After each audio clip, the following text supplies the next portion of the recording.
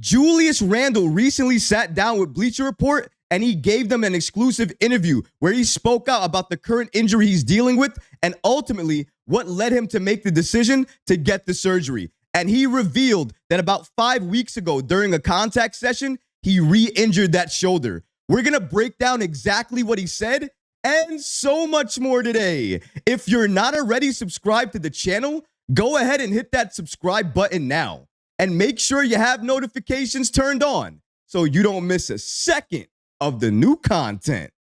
And now, let's get started. Julius Randle recently spoke out on the main reason he needed to get surgery on that shoulder. If you've been living under a rock or maybe you missed the major announcement, Julius Randle unfortunately had to undergo season-ending surgery to repair the dislocation in his right shoulder. And this is devastating news, not only for Randle, but for the New York Knicks organization and, of course, New York Knicks fans. We were all hoping that Randle was going to return for the Knicks come this postseason. And if he did, even if he was at 85% or 90%, he was going to help this Knicks team have a deep playoff push. But unfortunately, we're never going to know how that looks like because he had to undergo this surgery. And honestly, I've been wondering why, because each and every week we've been hearing the same thing. He's going through contact. He's not been cleared for full contact yet. That was clearly alarming, but still, I didn't think he had to get surgery at that point in time. But now, maybe 5 to 6, 7 weeks later now, Randle now speaks with Bleacher Report, and he basically announces that he had to get surgery because he re-injured that shoulder about 5 weeks ago, and he could never get it back to where he wanted to get it to, where he could take contact like he was accustomed to. Let's see exactly what he said to Bleacher Report in this recent exclusive interview that he did with them. According to Bleacher Report, New York Knicks star Julius Randle, in an exclusive interview with Bleacher Report, revealed why he chose to have season-ending surgery after dislocating his right shoulder in late January. Randle, 29, said he suffered a setback during the rehab process after initially opting not to undergo surgery to keep alive the hope of returning this season. According to Randle, he stated the following to Bleacher Report: "I want everyone to know that I did everything in my power to get back this season. That was my intention, to be playing right now. That's why I didn't opt for surgery when it happened. But what caused me to finally go through with getting surgery was about 5 weeks ago. I went through a full contact session in pads and re-injured my shoulder. My shit wasn't stable. I felt like I was in the same state when I first dislocated it, and it's been an uphill battle ever since." Shout out to Julius Randle, and I 100% absolutely believe each and every word he's saying right now. I absolutely think that he did everything in his power to come back for this Knicks team, to make sure he could return without having to go the surgery route. But obviously and ultimately, he had to go the surgery route because if he didn't, it was likely going to mean more permanent damage to that shoulder. He couldn't risk that. He couldn't risk his career on that. And he couldn't risk his career on just one season that was still a question mark. Even with Randle in the lineup, we don't know how far this New York Knicks team was going to go. So there's no need to risk yourself, your health, or your career. Get yourself right 100% and then come back fully healthy for this Knicks team next season. That's the right move. But here's the thing I want to question. He said he re-injured that shoulder about 5 weeks ago during a contact session with pads. How come we don't know about that? How come that wasn't told to us? Whose responsibility is it to tell us when players get re-injured or when they experience a setback? The head coach, right? Tom Thibodeau. Where was that announcement? Why didn't we get that information?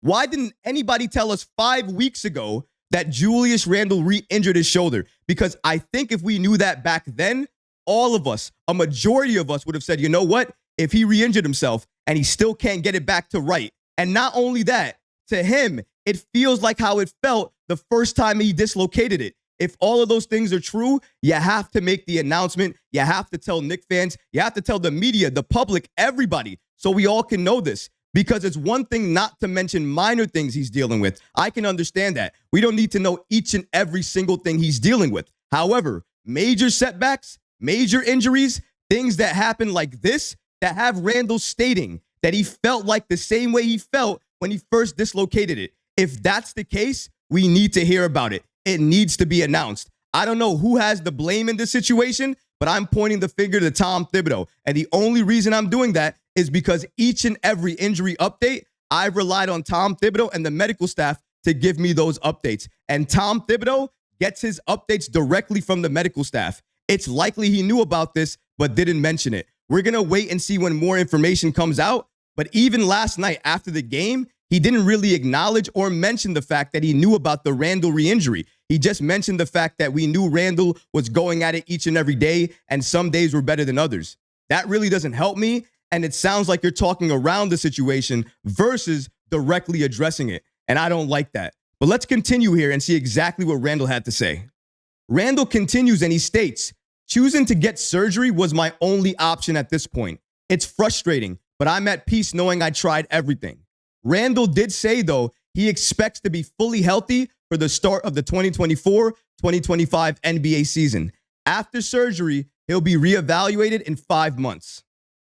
It's great to hear that Randle himself is stating that he expects to be fully healthy to start next season.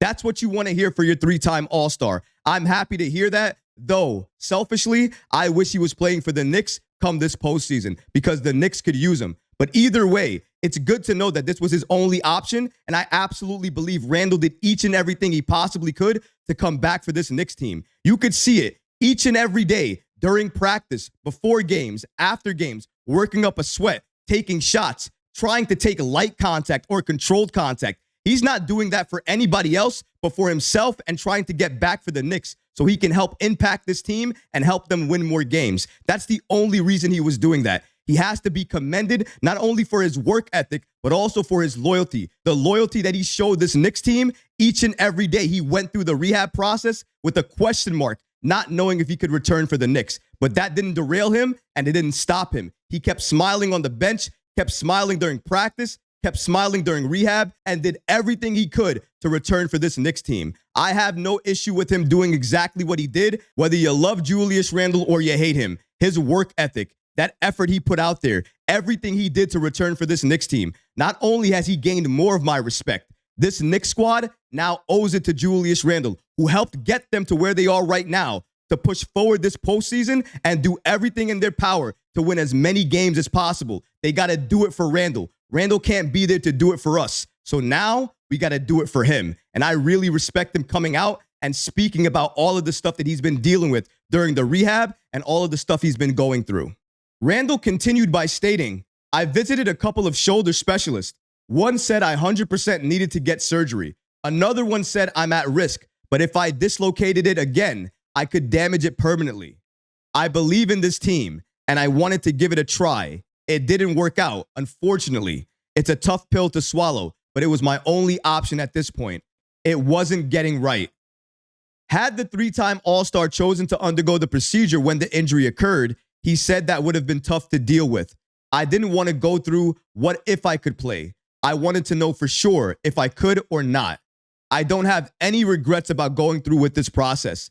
I had to give myself a chance to get back on the court for my team. I thought I could. That contact session derailed it." Randle made the absolute best decision for himself and his career, and I respect it. Listen, if I went to see 2 specialists, one specialist told me I'm 100% going to damage it again, and another specialist tells me if I damage it again, I'm going to do permanent damage to it.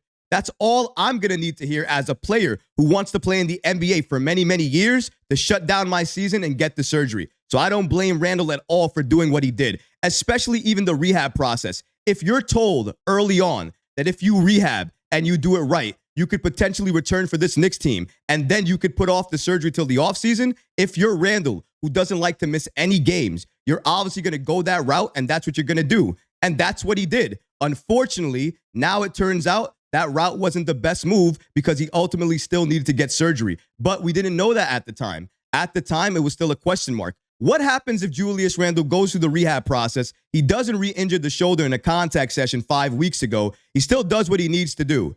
Is he still returning right now? Is he still having surgery? That also is a question mark. We don't know. Anything could happen. Anything is possible. Obviously, when you're rehabbing and you take contact to that shoulder, anything could happen. If he was taking controlled contact and that was the result, what happens if he took full contact or randomized full contact? Who knows what would have happened? He could have done more damage to the shoulder during another practice session, maybe during a full contact session if he was cleared for that, or maybe even during a game if players targeted that. Because exactly what I said a few videos ago would have probably happened. If he's coming back 90% and players know he's dealing with a dislocation in that shoulder, and if somebody hits it, he's going to deal with a lot of pain, other teams would likely target that shoulder and try to hit that shoulder, causing him pain and hopefully, in their eyes, causing him to be taken out of the game. Because everybody knows a healthy Julius Randle is dangerous for this Knicks team because he's a weapon that they can utilize. And no team wants to see this Knicks team fully healthy or as healthy as possible. So if they can do anything to derail it,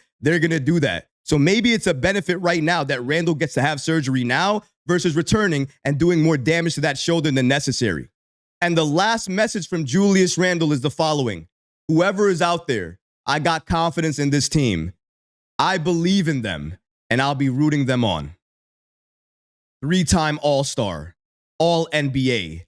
Bully Ball Randle was the best basketball I've ever seen Randle play. And I hope when he returns, he continues to adopt that style of play because he just looks phenomenal when he's playing that way, especially down low, taking contact or creating contact and getting to the line. I'm going to miss him. I'm going to miss his game, miss his impact for this Knicks team, but I do hope he recovers. And I do think the New York Knicks and himself made the right decision on getting surgery. I also think they made the right decision in terms of rehabbing and trying to get back because at the time, all of those decisions were deemed to be the right decisions. So let's not go ahead and think back now and say, oh yeah, they're wrong. Everybody's right in hindsight. I'm not going to play that game. At the time, we all thought Randle was making the right decision. Maybe a few of us thought he should have gotten the surgery, but most of us thought he was doing everything he could to return for this Knicks team. And a lot of us thought that was the right move, and maybe pushing surgery off to the offseason could help this Knicks team come the postseason. Obviously, it didn't work out that way, but we can't predict the future. Nobody knew it wasn't going to work out that way. If we all knew what we knew now, then obviously we would have said, Randle,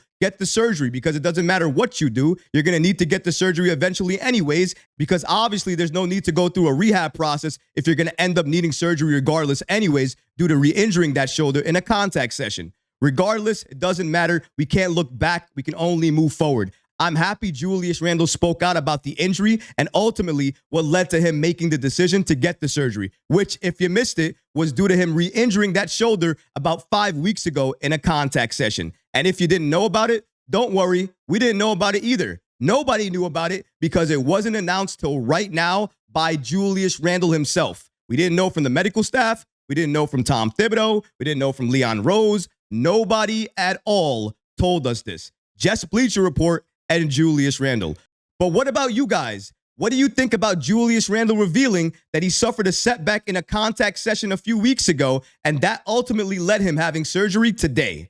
Let me know in the comments below, guys, because honestly, I would love to hear from you. Now, that's going to do it for this episode. I hope you enjoyed it, and if you did, go ahead and smash that like button, leave a comment below, and of course, guys, please subscribe to the channel.